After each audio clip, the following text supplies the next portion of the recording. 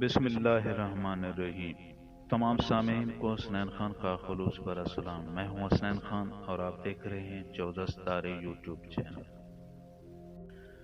کسی ملک پر ایک بادشاہ حکومت کرتا تھا جس کے 3 بیٹے تھے۔ جب شہزادے جوان ہوئے تو بادشاہ اور ملکہ کو ان کی شادی کی فکر ہوئی۔ انہوں نے کئی لڑکیاں دیکھیں لیکن ان میں سے کوئی بھی ان کے مطلوبہ معیار پر پوری نہیں اتری۔ بادشاہ نے منادی کرا دی کہ اس کی تمام رعایا محل کے قریب میدان میں اکٹھی ہو جائے۔ جب سب لوگ وہاں اکٹھے ہو گئے تو بادشاہ نے تینوں شہزادوں کے ہاتھ میں تیر اور کمان دیے اور اعلان کیا کہ جس شہزادے کا تیر جس گھر میں جا گرے گا اس کی شادی اس کی گھر کی لڑکی سے کر دی جائے گی۔ 2 شہزادوں نے تیر چلائے تو بادشاہ کے محل کے قریب مقیم وزیروں کے گھر میں جا گرے۔ بادشاہ نے ان شہزادوں کی شادی کا اعلان کر دیا، لیکن چھوٹے شہزادے نے جب تیر چلایا تو وہ کہیں گرنے کے بجائے پرواز کرتا ہوا دور ہوتا گیا۔ بادشاہ، ملکہ، وزیر اور وہاں موجود ساری رعایا حیران تھی کہ یہ تیسرا تیر اتنی تیز رفتاری سے کہاں جا رہا ہے۔ بادشاہ نے اپنے سواروں کو حکم دیا کہ اس تیر کا پیچھا کیا جائے۔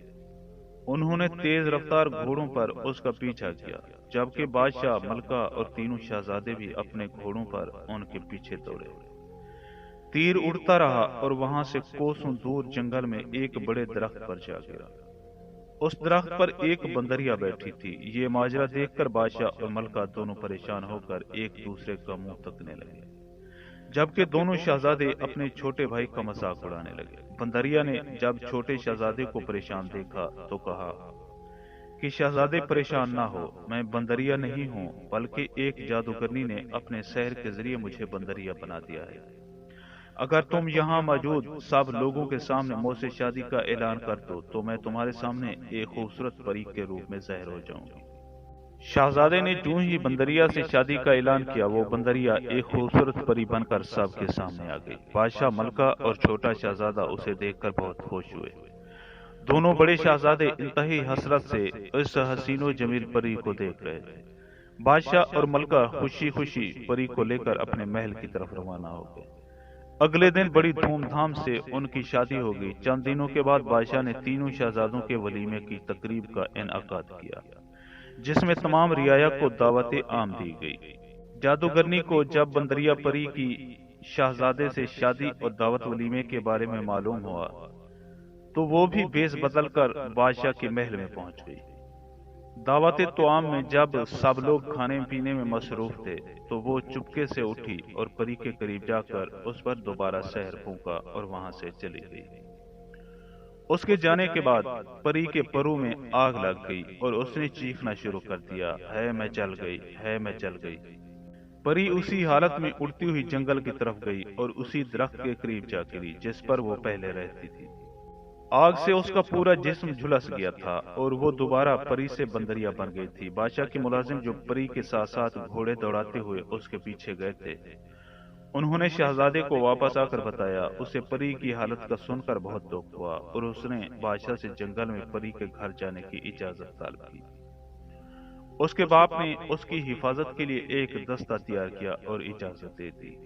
شہزادہ جنگل کی طرف روانہ ہو گیا۔ چلتے چلتے اندھیرا ہو گیا تو انہوں نے ایک درخت کے نیچے رات گزارنے کا فیصلہ کیا۔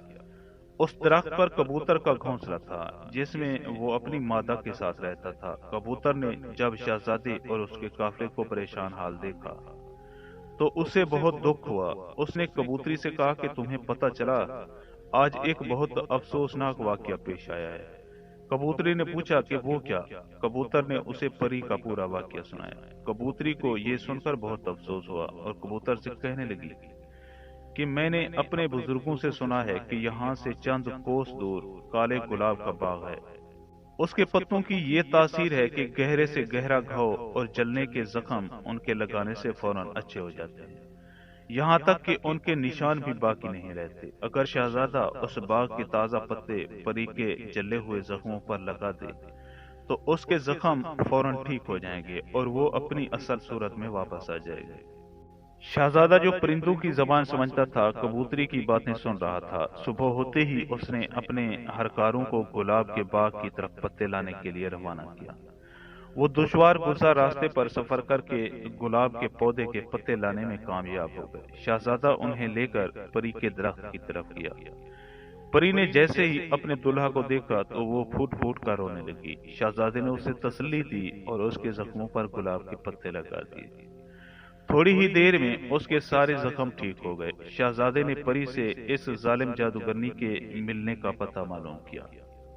उसने ऊंची पहाड़ी की तरफ इशारा किया और कहा कि जादूगरनी के घर जाना अपने आप को खतरे में डालने के बराबर है, क्योंकि उसने दरवाजे पर खूंखार शेर बिठाए हुए हैं। वो घर के करीब आने वाले को चीर फाड़ कर रख देते हैं। अगर उन शेरों को मारकर जादूगरनी तक पहुंच भी जाओगे तो उसका खात्मा मुश्किल होगा। उसकी जान एक तोते में है, जिसके पिंजरे के इर्द गिर्द मूजी किस्म के नाग पहरा देते हैं। आपको बहुत एहतियात करके तोते का खात्मा करना होगा, तो तब वो जादूगरनी मरेगी। शहजादे ने अपने साथियों से मशवरा किया और चंद सिपाहियों को शहजादी के पास छोड़कर अपने दीगर साथियों के साथ पहाड़ी की तरफ रवाना हो गया। उसने शेरों की खुराक के लिए अपने साथ चंद बकरियां भी ले ली थीं। यूं ही शहजादा और उसके साथी जादूगरनी के करीब पहुंचे। खूंखार शेर उनकी तरफ लपके। शहजादे और उसके साथियों ने शेरों के आगे बकरियां डाल दी। भूखे शेर बकरियां खाने में मसरूफ हो गए।